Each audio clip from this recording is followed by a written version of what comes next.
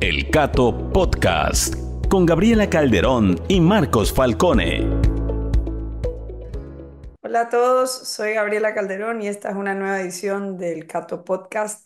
Hoy creo que tenemos un tema muy interesante, que ya no solo es interesante en el Ecuador, sino en un lugar donde lucía muy improbable que suceda algo así como un apagón. Está con nosotros Manuel Fernández Ordóñez, que es doctor en física nuclear y director del Centro Peter Hoover para los estudios energéticos en la Universidad de las Hespérides en España.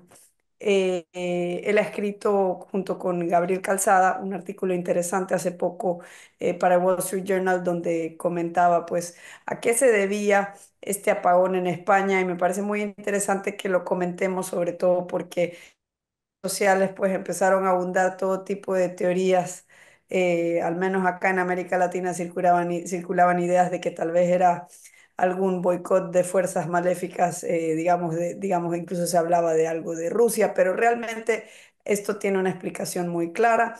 Ustedes lo explicaban en su artículo, pero quería comenzar por preguntarte a qué se debe este gran apagón y si es que se veía venir o no. Bueno, muchas gracias por la invitación. Asistir a este podcast es siempre un honor colaborar con Cato. La respuesta no es fácil y sobre todo no es directa, porque a día de hoy, y han pasado ya unos cuantos días desde el 28 de abril que sufrimos el blackout generalizado en España, bueno, no solo no sabemos realmente qué ha sucedido, sino que el gobierno, en una política de opacidad y mutismo que está deslumbrando a todo Occidente, porque es más propio de otras latitudes que de un país europeo, nos dice que vamos a tardar meses en saber realmente qué ocurrió. Yo creo que responde a una maniobra orquestada desde el gobierno para silenciar lo que realmente ha ocurrido.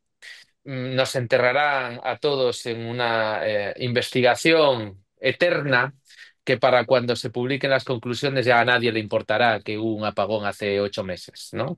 Yo creo que es una política premeditada.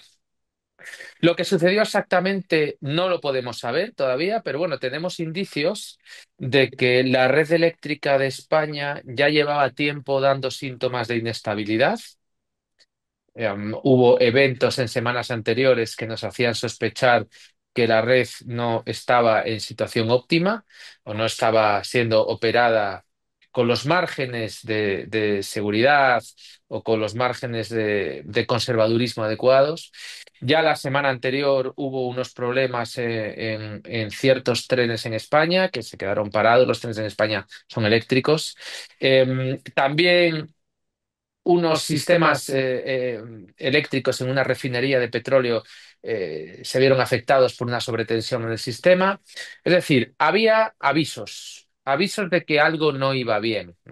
Lo que sucedió ese día en concreto, como digo, no lo sabemos, pero apuntamos a que había una alta penetración de energías renovables en el sistema o, dicho lo contrario, había una baja penetración de energías firmes que dan inercia al sistema. Es decir, en un sistema eléctrico hay unas tecnologías que aportan estabilidad e inercia al sistema, que son el carbón, la energía nuclear, la energía hidráulica y el gas. Y todas las demás no aportan energía, no aportan, perdón, estabilidad ni sincronismo en el sistema, como son la energía solar y energía fotovoltaica. Lo que pasó ese día 28 de abril a las 12:30 de la mañana aproximadamente, que fue el blackout, teníamos una penetración muy alta de energía solar, casi el 60% de la energía de España en ese momento, la electricidad, estaba producida por energía solar fotovoltaica, un 11% aproximadamente de energía eólica, que sumaban un 70 y algo por ciento, y, y poco sincronismo en el sistema, poca energía firme con inercia. Es cierto que en ocasiones anteriores ya habíamos tenido penetraciones similares de energía eólica, no era la primera vez que hacíamos esto, pero la realidad es que cuando esto sucedió, la penetración de renovables era la que era. Hubo unas oscilaciones en la red, al final España, las interconexiones con Francia se desconectaron automáticamente, nos quedamos en modo isla, un sistema eléctrico aislado que sería la península ibérica, España y Portugal, conjuntamente. y al ya desconectarnos de la red europea, pues ya la poca potencia firme que había en el sistema no fue capaz de sostener el sistema eléctrico y se desacoplaron de repente un montón de centrales de generación que sumaron del orden de 15.000 megavatios y el sistema se fue a cero vamos, de manera inminente. Y luego el sistema tardó un montón de horas en levantarse, se tardó del orden de 10 horas en volver a recuperar la energía eléctrica, por ejemplo, en mi casa se recuperó como entre las 9 y las 10 de la noche, no recuerdo bien. O sea que tardamos un montón de horas y al final el sistema lo recuperamos en parte gracias a las interconexiones con Marruecos y su carbón y con Francia y su energía nuclear. Claro, te quería preguntar si esta dependencia de las renovables, que según te entiendo no son tan, no generan suficiente inercia para evitar estos episodios, Ujú.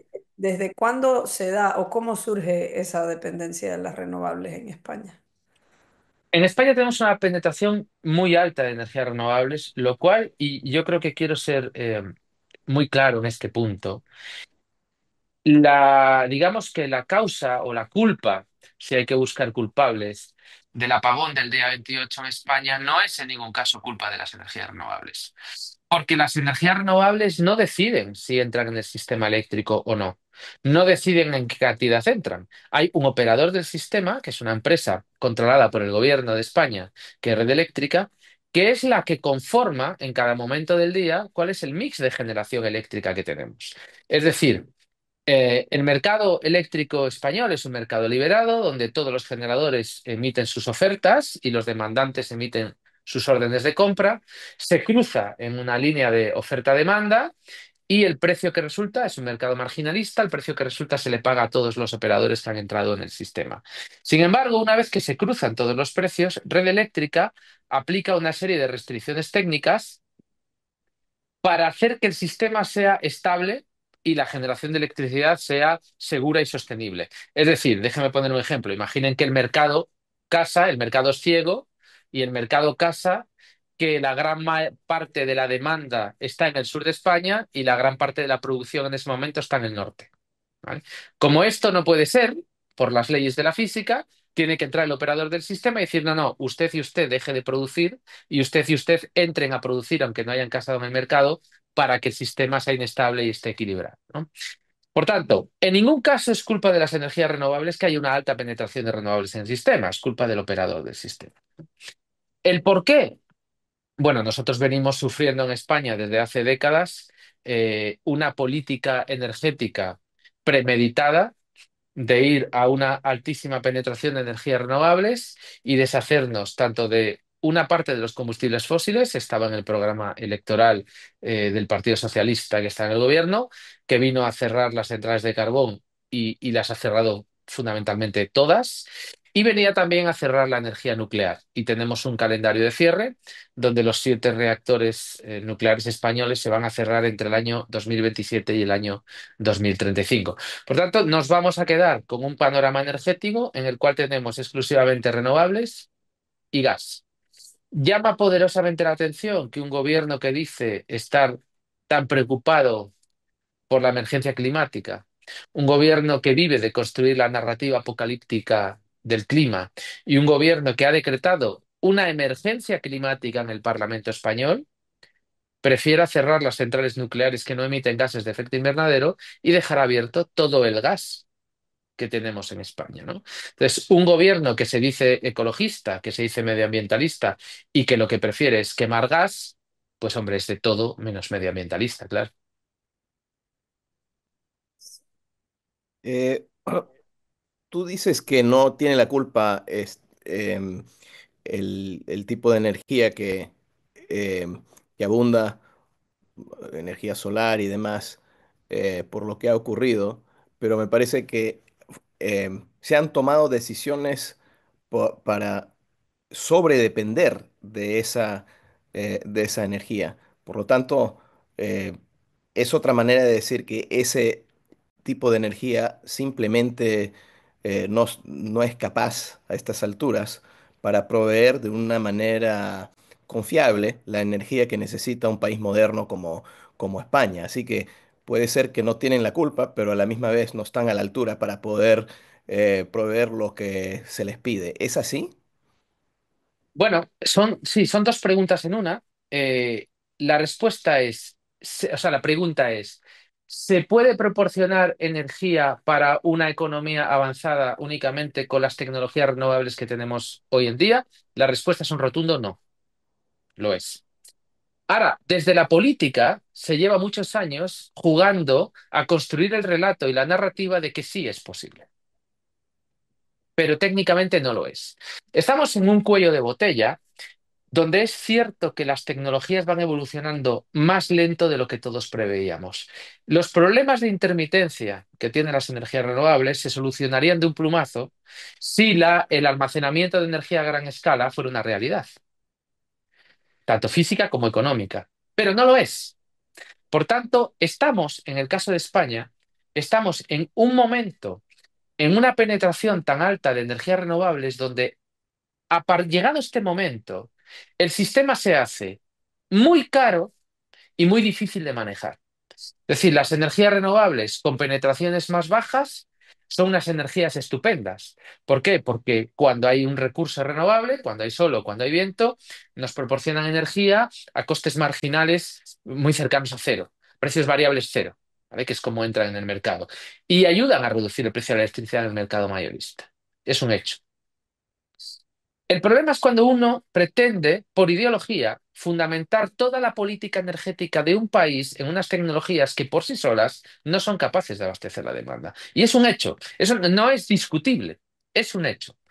Cuando tengamos almacenamiento masivo a gran escala y a costes competitivos con el mercado, todo el paradigma energético cambiará. Los argumentos serán otros y tendremos otro tipo de discusiones. Pero hasta que ese momento no llegue, y ese momento no va a llegar en el corto medio plazo, lo que estamos haciendo es un suicidio energético. Lo que estamos cometiendo es un suicidio energético. También conviene entender la idiosincrasia de Europa. Tengamos en cuenta que Europa, salvo Noruega, no tiene ningún tipo de recurso energético.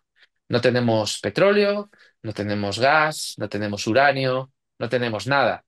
Tenemos carbón, no de muy buena calidad el alemán, de mejor calidad el polaco, pero no tenemos recursos energéticos. Y la invasión de Rusia a Ucrania es algo que digamos, en el sentir colectivo del europeo ha pegado muy fuerte.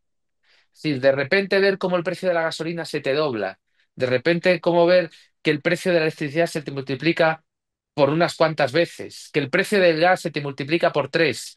Eso a nosotros nos pegó muy duro. Entonces, es muy fácil desde los gobiernos o desde la narrativa política inculcar el discurso de que necesitamos una independencia energética. Ahora, la pregunta es si las renovables por sí mismas, en el estado del arte que están ahora mismo, nos dan independencia energética. Y la respuesta obvia es que no.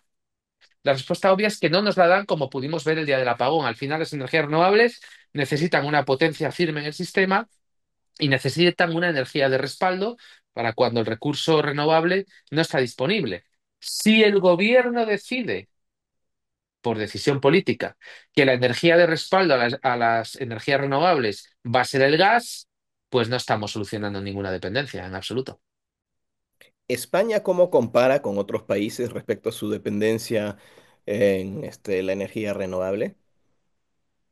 Bueno, España tiene, digamos que la energía solar fotovoltaica, que ahora mismo produce buena parte de la electricidad en España, pues obviamente toda la tecnología solar es importada, fundamentalmente de China.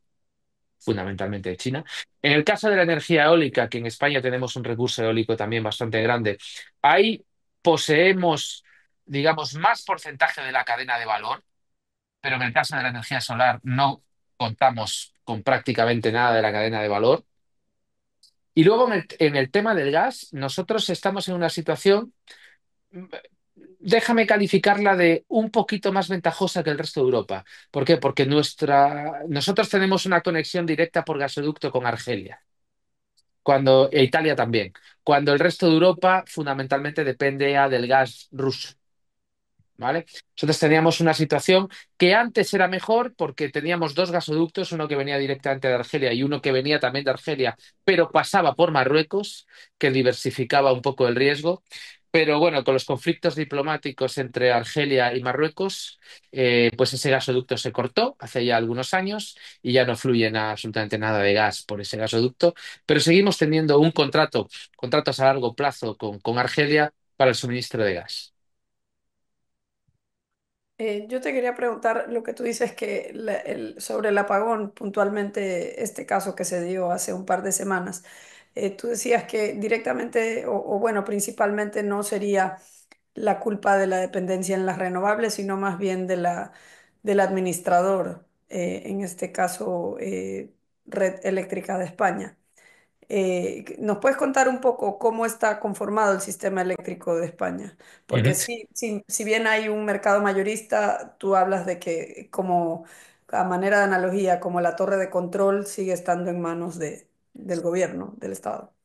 Digamos que el suministro de electricidad en España tiene eh, cuatro patas, por decirlo de alguna manera. La primera es la generación, es decir, los que producen energía. La segunda es el transporte y la tercera la distribución, que son los que hacen llegar la electricidad a tu casa. Y luego está la comercialización, que es la cuarta actividad, que es el que te vende la electricidad. ¿Vale? La primera y la última son actividades liberalizadas. Son actividades libres donde cualquier agente del mercado puede competir de manera libre, tanto la generación como la comercialización. Luego, de facto, no lo es absurdo. Es decir, el sistema eléctrico español está totalmente intervenido, porque si la generación de electricidad fuera realmente libre, ¿cómo es posible que un partido político acuda a las elecciones con un programa electoral en el que dice que viene a cerrar parte de la generación, si es libre? No tendría sentido, ¿no? Es algo absolutamente intervenido. Y luego las dos actividades intermedias, que son el transporte y la distribución, al considerarse las redes eléctricas un monopolio natural, están reguladas por el Estado.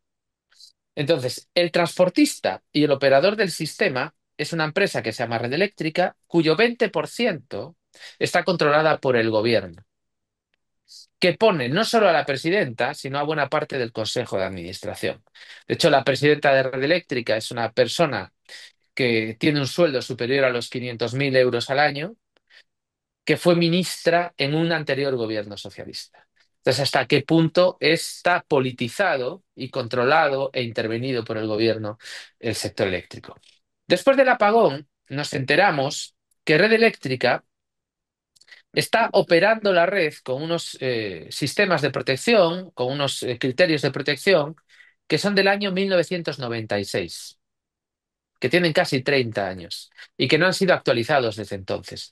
En 1996, el sistema eléctrico que teníamos en España no se parece en nada al que tenemos hoy. La penetración de energías renovables en 1996, la cantidad de energía solar y de energía eólica que había en 1996 era muy pequeña, no tenía ningún impacto en la operación de la red.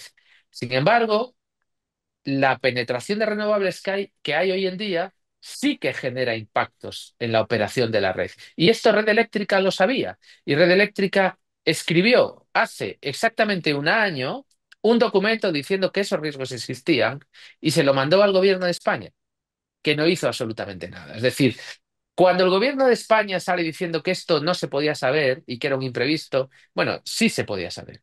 Además, hay precedentes. Hubo un apagón en Texas, donde tras la pérdida de una parte de generación eléctrica, se vio como la energía solar fotovoltaica se desconectaba del sistema eléctrico por la forma en la que funciona su electrónica de potencia.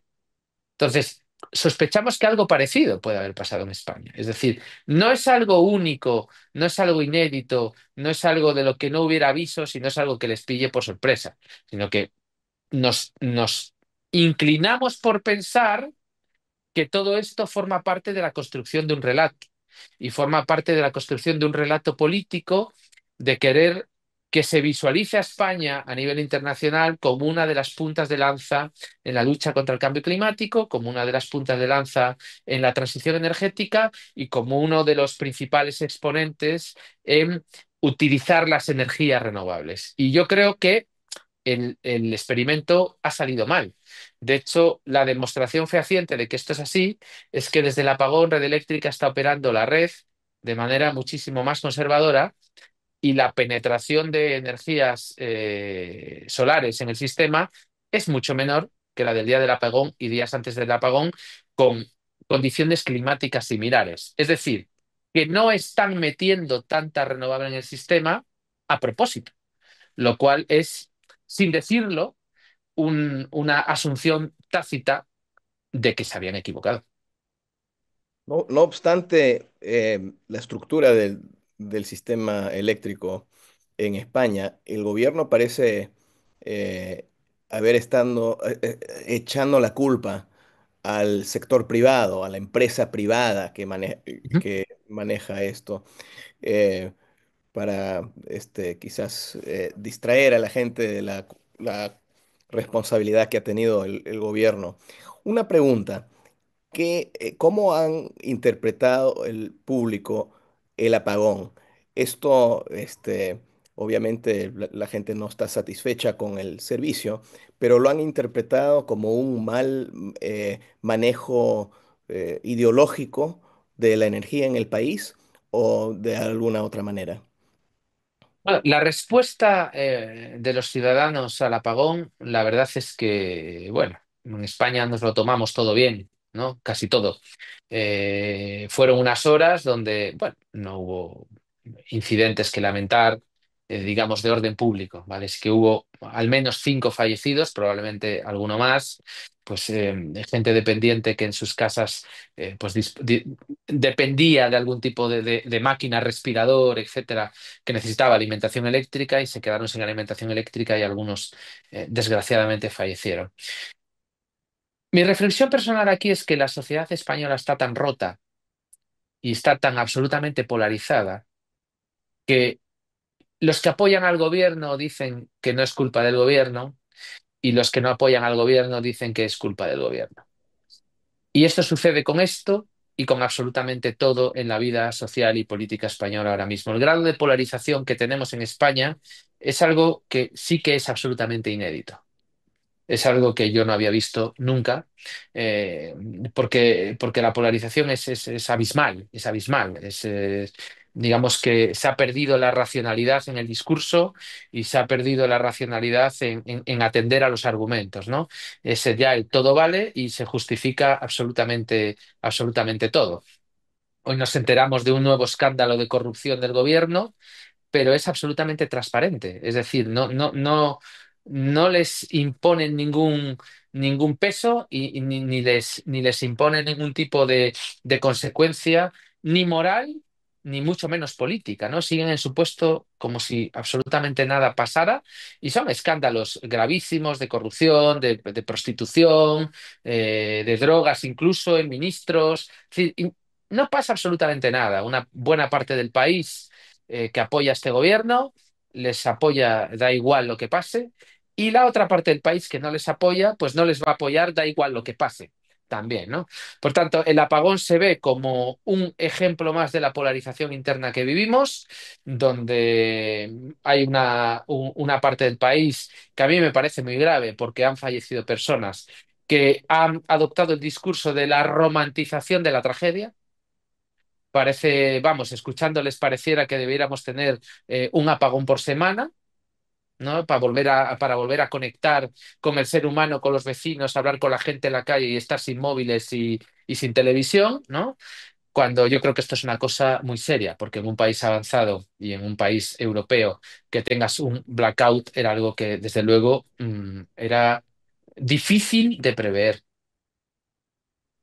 Y si tú, digamos, si hubiera la oportunidad, dejando a un lado esta polarización política que permea todos los temas, si hubiera una oportunidad, digamos, de conciencia seria para arreglar el sistema Ujú. energético, la política energética de España, ¿cuál crees que sería, cómo se vería una política energética pro crecimiento para una economía moderna? Sobre todo con la mayor demanda de energía que se viene ahora con las nuevas tecnologías de inteligencia artificial y todo lo que se viene. Bueno, se lleva mucho tiempo discutiendo que estamos situados en medio de un trilema energético, ¿no? El problema energético es un triple problema que podemos visualizar como un triángulo, ¿no? Con tres vértices. Un vértice es la seguridad de suministro, la seguridad energética. Otro vértice sería la sostenibilidad económica del sistema y otro vértice sería la sostenibilidad medioambiental. Durante mucho tiempo, digamos que las posturas más racionales decían que la solución al problema tiene que estar en algún sitio cerca del centro del triángulo, ¿no? Un poco que contrapese esos tres vértices y dé una solución equilibrada. Sin embargo, en Europa, durante muchos años nos hemos concentrado únicamente en el vértice de la sostenibilidad medioambiental. Es decir, la seguridad de suministro nos daba igual, era algo que dábamos por sentado, era algo que considerábamos algo así como un derecho. Yo creo que la especialización del trabajo lo que ha hecho es, en economías avanzadas, es alejar a las personas de los sectores primarios y secundarios. O sea, la gente ya no entiende nada ni sabe cómo se produce nada. La gente va a comprar pan, pero no sabe ni cómo se hace el pan, ni lo que hace falta para hacer el pan, porque tienes pan todos los días. Y eso lo que favorece es que aparezcan narrativas demagógicas que aboguen por hacer políticas que en realidad son contraproducentes para las condiciones de vida de todos, pero como desconoces cuáles son las fuentes de tu bienestar, pues puedes apoyar esas políticas por mera ignorancia y por mero desconocimiento, ¿no? Yo creo que la gente con la invasión de la guerra de Ucrania, la invasión de Ucrania por parte de Rusia, se dieron cuenta que la seguridad de suministro no era algo tan seguro como nos creíamos.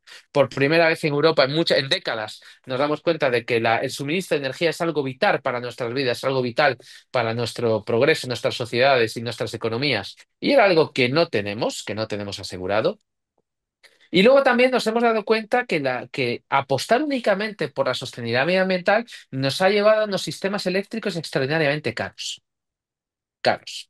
Entonces estamos en un momento donde ya, junto al apagón, yo creo que ya, digamos que esa solución va gravitando cada vez más hacia el vértice de la seguridad de suministro y de la sostenibilidad económica que la sostenibilidad medioambiental. Y ya muchos discursos y muchas voces empiezan a entonarse en ese sentido, ¿no? Decir, mira, que esto de la sostenibilidad medioambiental está muy bien, pero es más importante primero tener energía, primero tenerla, luego que sea más o menos barata y luego ya veremos si es limpia o no, ¿vale? O sea, y antes era, no, vamos a tener energía limpia, ya veremos si es barata y bueno, ya veremos si la tenemos o no.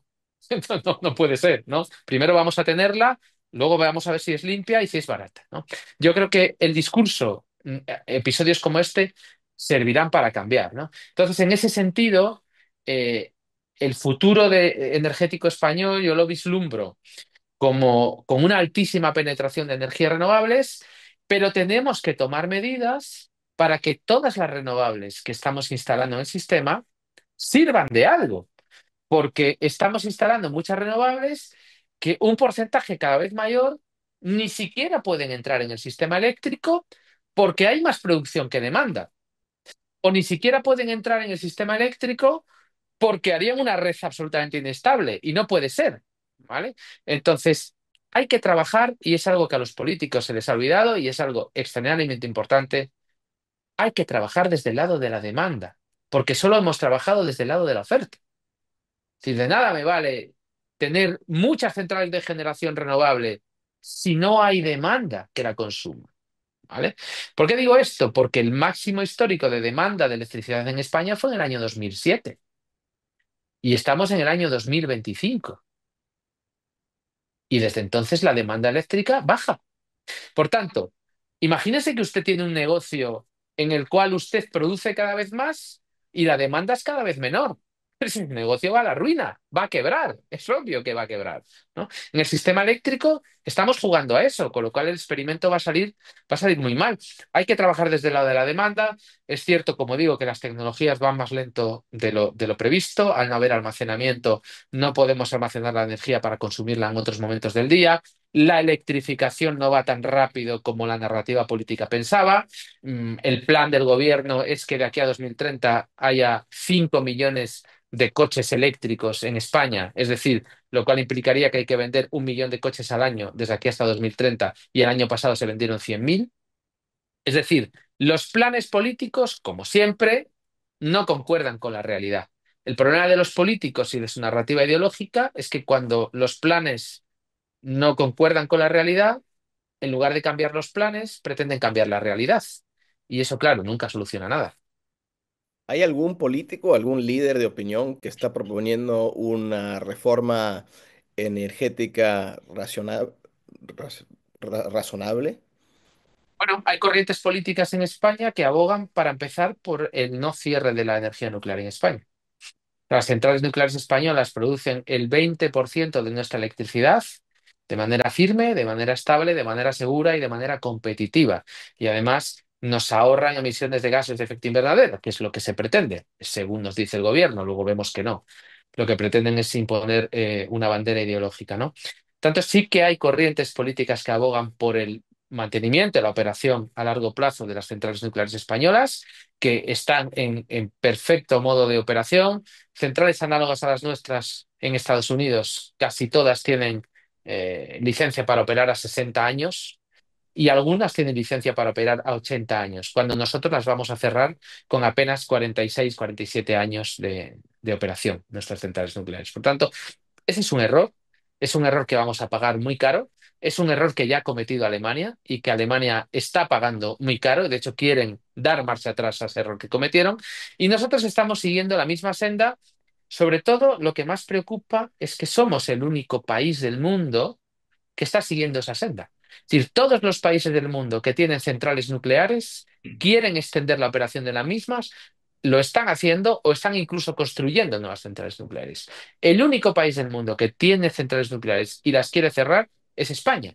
Por tanto, no puede ser que todo el mundo esté equivocado. Yo creo que estamos equivocados nosotros, claro. Es Ahora que de una España pregunta no estás... sobre, Ah, perdón, yo justo iba a preguntar, ¿eso no es lo que hizo Alemania unos años atrás? Correcto. Alemania hace muy poco tiempo cerró los últimos 3 reactores que tenía. Alemania no tiene ya energía nuclear. Y claro, en el año 21 y 22 o 22 y 23, no recuerdo, tendría que ver los datos, el carbón ha sido la principal fuente de electricidad en Alemania. Tanto esto no cuadra, no converge con el discurso del apocalipsis climático que enarbolaban tanto España como Alemania, ¿no? Es decir, ¿cómo puede usted vender la narrativa de que poco menos que el mundo se va a acabar si no hacemos una transición energética, y la transición energética que usted hace es cerrar sus centrales nucleares que no emiten gases de efecto invernadero y quemar carbón como si no hubiera mañana? Esa fue la transición energética de Alemania, ¿no?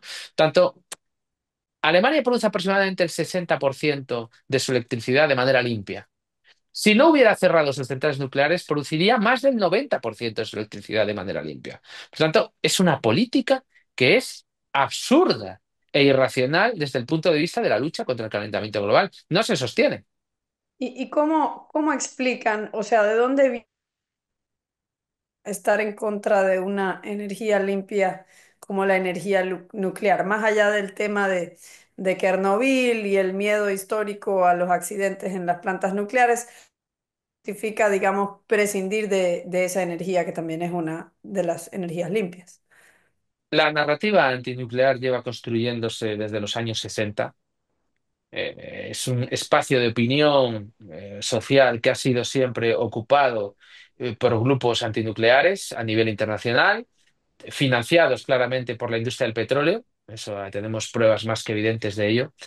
Y, y es una narrativa que se ha venido construyendo durante décadas, y por incomparecencia del contrario, porque el sector nuclear nunca ha querido comparecer en ese debate. Digamos que el espacio de discusión, el espacio de debate, tenía un pensamiento único, había una única corriente de opinión. Entonces es muy fácil entender el por qué la opinión pública tiene una posición muy sesgada con respecto a la energía nuclear. Es una posición que está cambiando en los últimos años, lo vemos clarísimamente en todos los aspectos, tanto en encuestas como digamos que en los discursos y en las políticas de los grupos de políticos y de los partidos políticos, pero también lo vemos muy claramente en redes sociales. O sea, la posición con respecto a la energía nuclear a nivel europeo y a nivel español en particular, también en Alemania, ha venido cambiando en los últimos 3 años aproximadamente, con la invasión de Ucrania eh, el proceso se aceleró. En los últimos meses en España el proceso se viene lanzando y desde luego con el apagón del otro día, la energía nuclear ocupó un puesto preeminente en las discusiones sociales los días siguientes al apagón, porque la gente está entendiendo que la seguridad de suministro es importante y que las centrales nucleares lo que dan es precisamente seguridad de suministro, porque son capaces de operar 24 horas al día, 7 días a la semana, independientemente de si hay viento o no hay viento, de si hay sol o no hay sol, de si llueve o no llueve. Creo que una parte del público, quizás la mayoría, y no solamente en Estados Unidos, donde estoy, sino en otras partes del mundo, piensa que la energía nuclear es peligrosa, que es muy riesgoso tener energía nuclear por si algo vaya mal. Y sin embargo, tengo entendido que la realidad es casi exactamente lo contrario a esa percepción, ¿no es cierto? Es exactamente lo contrario. Cuando uno hace los números, descubre que la energía nuclear es la energía más segura que existe, conjuntamente con la energía solar. A la energía nuclear le pasa un poco como al avión, ¿no? Digamos, es el medio de transporte más seguro. Sin embargo, muchísima gente tiene miedo a volar, ¿no? Esto es, se estudia mucho una disciplina que es la percepción del riesgo. No el riesgo, sino la percepción del riesgo. El riesgo es una magnitud matemática que se puede medir. El riesgo es la probabilidad de que algo pase multiplicado por las consecuencias de si algo pasa, ¿no? Entonces, en el caso de la energía nuclear, las consecuencias pueden ser graves, pueden, no tienen por qué. Por ejemplo, el accidente de Three Mile Island en Estados Unidos o el accidente de Fukushima se saldaron con 0 víctimas mortales.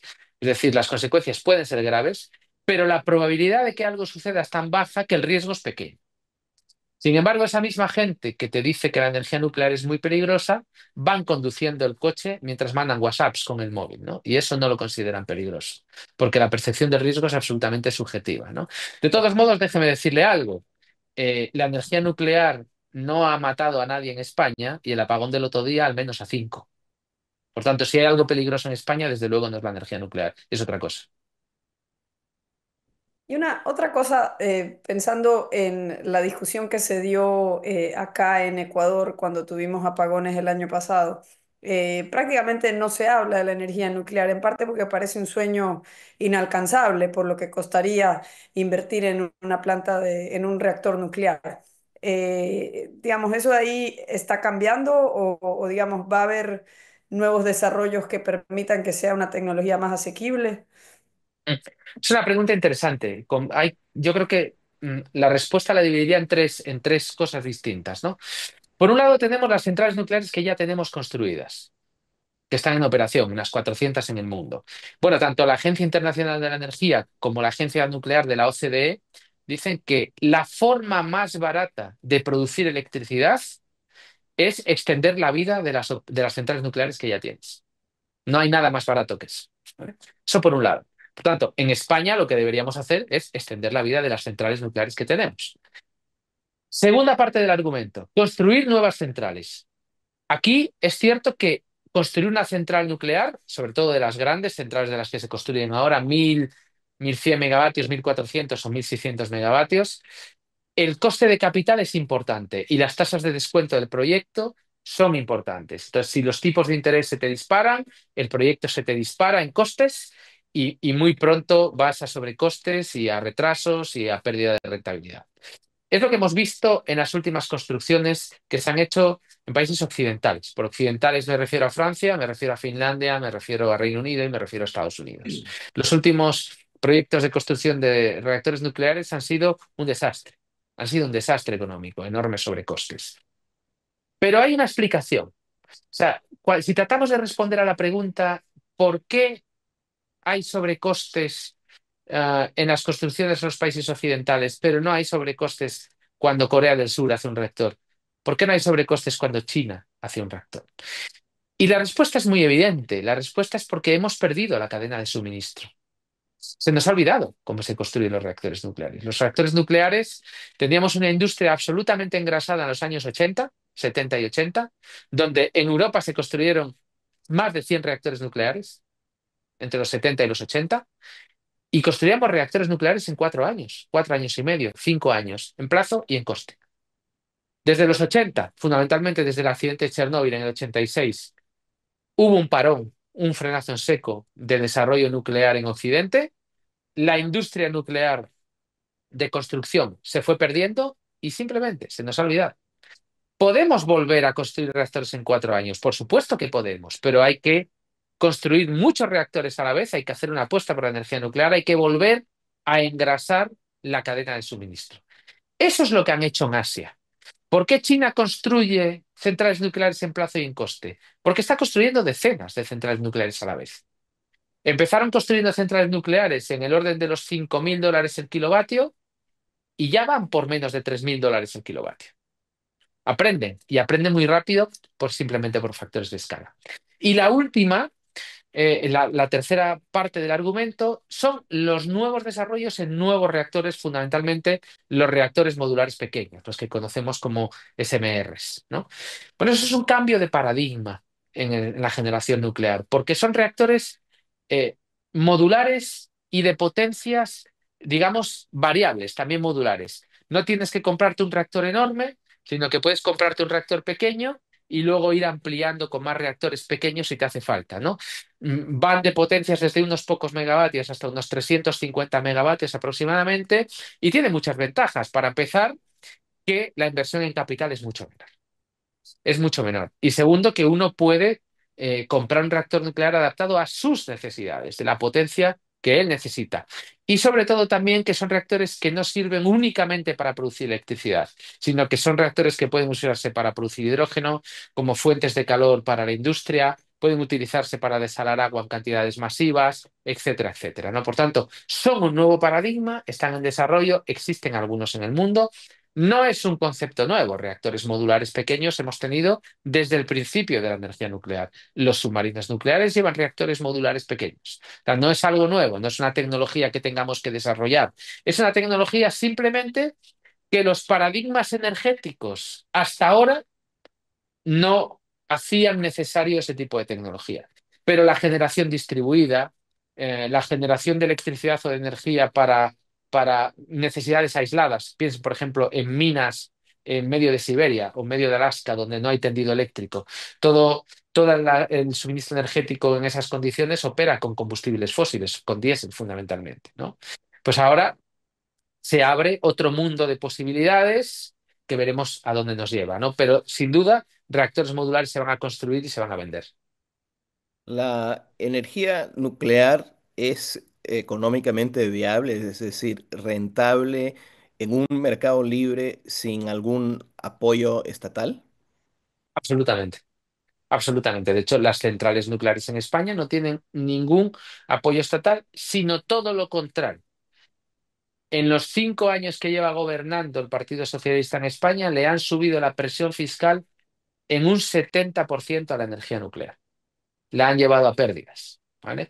Desde el Ejecutivo español han construido la coartada de que las centrales nucleares no dan beneficios, pero ha sido el propio gobierno el que las ha llevado a pérdidas. Es absolutamente falso. Si uno se va al DOE en Estados Unidos, donde se publican, son públicos, los costes de operación y mantenimiento de las centrales nucleares americanas, se verá que todas están por debajo de los $30 megavatio hora y hay alguna, como la de Surrey, que están en el entorno de los $19 megavatio hora.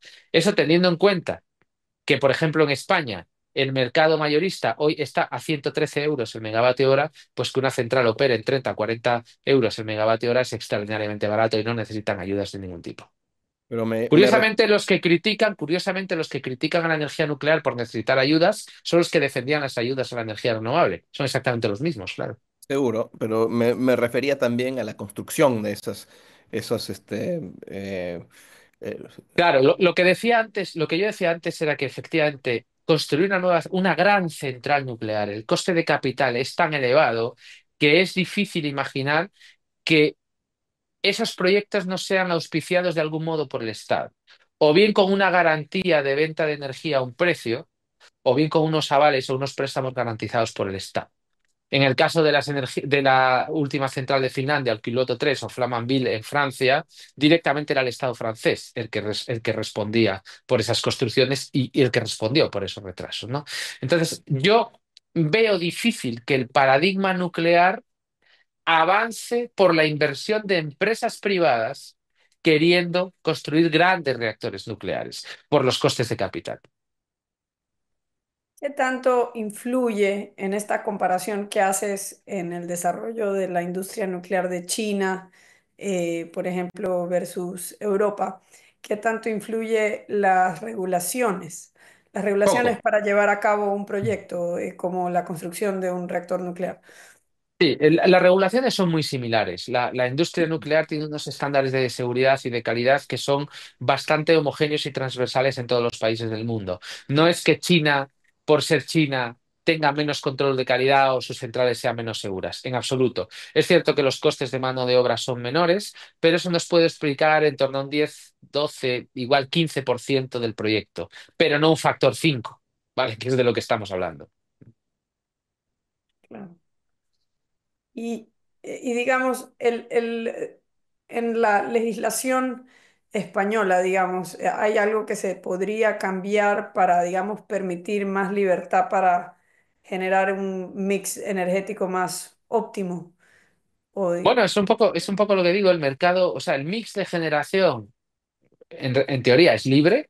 La ley de liberalización del sector eléctrico, que es del año 1997, liberalizaba las actividades de generación.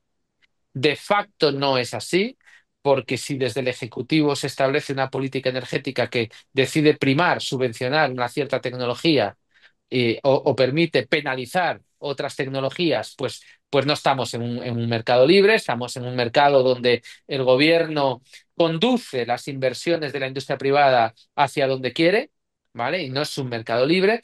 Y yo creo que lo importante, y es una cosa que llevamos pidiendo mucho tiempo en Bruselas, es que las decisiones políticas en materia energética se tomen de manera independiente de la tecnología. Es decir, lo que hay que imponer son unos criterios que deben guiar la política energética, pero deben ser tecnológicamente independientes. Es decir, si el criterio es necesitamos energía que no emita CO2, la nuclear tiene que ser válida. Si decimos necesitamos tecnologías que no emitan CO2, pero la nuclear no, que no me gusta, pues no eres tecnológicamente independiente. Estás creando un agravio comparativo de unas tecnologías con respecto a otras y eso, desde luego, no es un mercado libre y eso, al final, lo que consigue es ahuyentar la inversión extranjera que tanto necesitamos en España y en Europa. ¿Hay algún país en el mundo, ya sea en Europa o en otra parte, que tenga un sector energético o políticas energéticas que desde tu punto de vista sean óptimas? Bueno, es que cada país tiene idiosincrasias muy diferentes, porque el mix eléctrico en los distintos países depende muchísimo de tus características naturales. Es decir, por ejemplo, nos encantaría a todos ser Noruega, donde casi el 100% de su electricidad es hidráulica, porque tiene mucha agua y mucho desnivel para poder construir, instalar y operar saltos de agua. O Suecia, donde tiene mucha agua también y la mitad de su electricidad más o menos es hidroeléctrica y la otra mitad es nuclear. O Suiza, donde también tiene mucha agua y mucha hidráulica y mucha nuclear. En España tenemos mucho sol y bastante viento. Yo creo que son recursos naturales que debemos aprovechar y debemos explotar, ¿no? Pero debemos aprovechar y debemos explotar en condiciones de seguridad de suministro y haciendo las cosas bien. Yo creo que el apagón del otro día es un frenazo y es una llamada de atención de decir, caballeros, tenemos que hacer las cosas bien, no podemos correr tanto. Para integrar tantas renovables en el sistema, antes tenemos que hacer otras cosas. El objetivo es integrar mucha más renovable en el sistema, pero tenemos primero que operar la red de otra manera, tendremos que poner otros criterios de protección en la red, tenemos que actuar sobre la demanda, que era lo que yo explicaba antes, deberíamos ampliar las interconexiones con Europa para poder exportar electricidad cuando nosotros tenemos sobreproducción, tenemos que atraer industria que sea intensiva en consumo de electricidad, que aumente la demanda, insisto, actuar sobre la demanda. Tenemos que electrificar la economía, por ejemplo, deberíamos empezar a cambiar toda la calefacción de gas de España por bombas de calor eléctricas, lo cual aumentaría la demanda eléctrica y disminuiría las importaciones de combustibles fósiles, equilibrando la balanza de pagos. Hay muchas cosas que se pueden hacer, pero para eso hay que estar a lo técnico, hay que estar a la ciencia y no hay que estar a la ideología de la política. Bueno, creo que este es un buen punto para dar por terminada esta conversación.